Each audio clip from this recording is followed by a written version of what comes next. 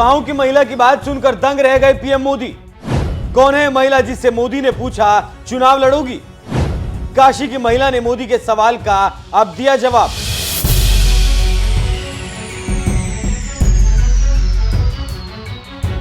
नमस्कार, NMF news देख रहे हैं आप। मैं हूं आपके साथ अभिषेक पुंडीर। देश की सत्ता संभाल रहे प्रधानमंत्री नरेंद्र मोदी महादेव की काशी से साल 2014 से ही सांसद हैं और इस प्राचीन काशी से उनका लगाव ही कुछ ऐसा है कि समय समय पर दिल्ली छोड़कर काशी को सौगात देने के लिए आते रहे हैं। 17 दिसंबर को ही पीएम मोदी 32वीं बार काशी के दौरे पर पहुंचे। इस दौरान जहां उन्होंने काशी वासियों को हजारों करोड़ की सौगात दी, तो वहीं सरकारी योजनाओं के लाभार्थियों से भी मुलाकात की। इसी दौरान पीएम मोदी की मुलाकात चंदा देवी नाम की एक महिला से हुई, जिससे वो इतने प्रभावित हुए कि सीधे चुनाव लड़ने का ऑफर दे दिया। देश के प्रधानमंत्री से मिले इस चुनावी ऑफर पर अब इस महिला ने दमदार जवाब दिया है।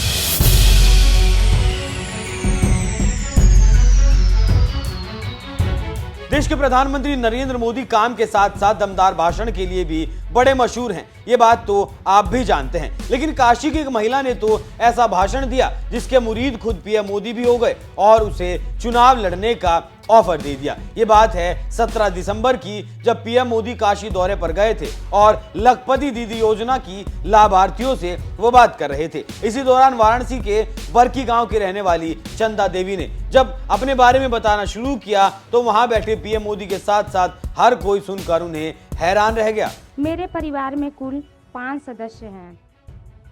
समूह से जुड़ने से पहले मेरी आर्थिक स्थिति अच्छी नहीं थी, इसलिए हमारे बच्चों का रहन सहन, उनका खान पान, उनकी शिक्षा व्यवस्था देखने में मुझे काफ़ी कठिनाइयों का सामना करना पड़ा। एक दिन कुछ दीदियाँ हमारे पास आई, उन्होंने हमें समूह के बारे में बताया और हमें समझाया कि समूह के माध्यम से हम जुड़कर कैसे अपने आर्थिक रोजगार को बढ़ा सकते हैं और अपनी आर्थिक स्थिति को सुधार सकते हैं। फिर हम समूह में जुड़े। इस प्रकार जब हमारे समूह में 15,000 रुपये आर्यव की राशि आई, तो उसे हमने लेकर खेती की शुरुआत की। सब्जी की खेती से मुझे 30,000 रुपये का इनकम हुआ, जिससे कि मैंने 15,000 रुपये अपना ऋण चुकाया और 15,000 रुपये की मुझे बचत हुई। फिर इसके बाद हमारे समूह में जब सीआईएफ की राशि आई 1,10,000 रुपये, वहाँ से हमने 1 लाख रुपये उठाया और रेहनी खेत के तौर पे ले लिया। फिर उसमें मैंने धान की खेती की। फिर उस धान की खेती से मुझे सीधे 35,000 रुपये का लाभ हुआ। इस तरह मैं अपना काम खेती से करती गई और मेरी आर्थिक स्थिति में काफी सुधार आया।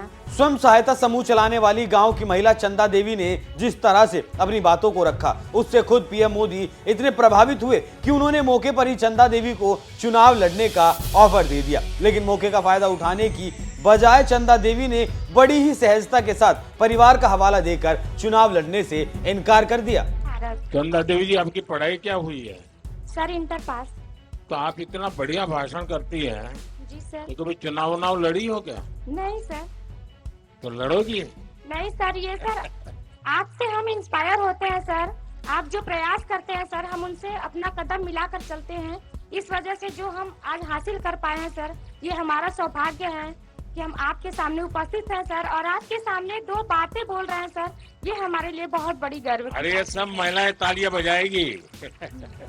पीएम मोदी से मिले चुनावी ऑफर को चंदा देवी ने उस वक्त तो ठुकरा दिया, लेकिन लगता है देश के प्रधानमंत्री की बात को उन्होंने अब गंभीरता से ले लिया है, इसलिए चुनाव लड़ने के लिए अब वो तैयार हो गई हैं। लेकिन इसके लिए उन्होंने 2 शर्त रखते हुए कहा, अगर सबका आशीर्वाद और सबका साथ रहा तो हम चुनाव लड़ने के बारे में सोच सकते हैं। एक बात की चर्चा पूरे देश में है, चुनाव लड़ने की बात कही जा रही है। खुद प्रधानमंत्री मोदी जी ने आपसे कह दिया कि आप चुनाव लड़ेंगी, तो आप क्या सोचती हैं कि ये केवल और केवल मतलब बातचीत का दौर था या फिर आप इसको गंभीरता से भी ले रहे हैं?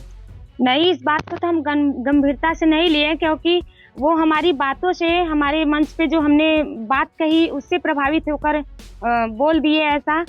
लेकिन अगर सबका आशीर्वाद रहा, सबका साथ रहा, तो हम सोच सकते हैं इसके बारे में।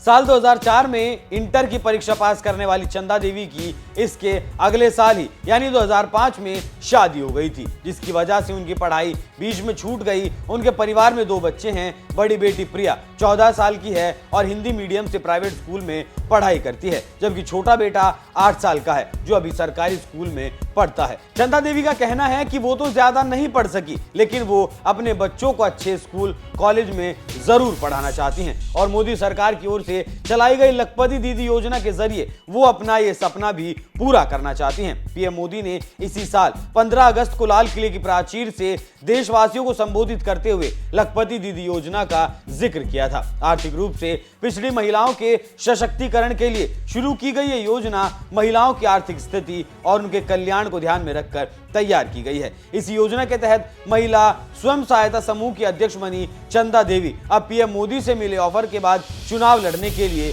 तैयार हो गई हैं। बस जनता का साथ और आशीर्वाद मिल जाए। वैसे आपको क्या लगता है, क्या बीजेपी को चंदा देवी को बनारस से चुनाव लड़ाना चाहिए? इस पर आपकी क्या राय है? अपनी राय हमें कमेंट कर जरूर बताएं। साथ ही पीएम मोदी और चंदा देवी के बीच और क्या बातचीत हुई, आइए आपको सुनाते हैं। अच्छा चंदा देवी जी, बच्चे क्या पढ़ते हैं?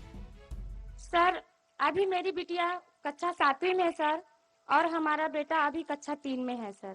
क्या सोचा है, बच्चों को क्या पढ़ाओगी? सर अगर हमारी आर्थिक स्थिति अच्छी रही तो हम उनको बहुत अच्छे से अच्छे कॉलेज में डालना चाहते हैं और उनकी पढ़ाई पूरी करवाना चाहते हैं। और अभी अच्छा पढ़ते हैं कि ऐसे ही? नहीं सर, पढ़ते हैं सर। वरना माँ सखी मंडल चलाती हैं, वो सेल्फ हेल्प ग्रुप में काम कर रही है, वो बैंक सखी बन गई है। सब कुछ देखते हुए करते हैं सर। अपने बच्चों का भी ध्यान रखते हैं, अपने परिवार का भी ध्यान रखते हैं सर, अपनी मम्मी जी का भी साथ रखते हैं, ध्यान रखते हैं, और साथ साथ अपनी सर गांव की महिलाओं का भी ध्यान रखते हुए हमारा जो कर्तव्य है हम उसको पूरा करते हैं सर। अच्छा, आप लखपति दीदी बन गई। जी सर। अब मेरा सपना है, जी सर। और मैं यहाँ जो बहनें बैठी है उनको भी बताना चाहता हूँ, जी सर। मेरा संकल्प है कि मैं देश में गांवों में जी सर। आप जैसे परिवार की जो माताएं बहनें हैं, इस देश में 2 करोड़ जी सर। 2 करोड़ माताओं बहनों को मुझे लखपति बनाना है।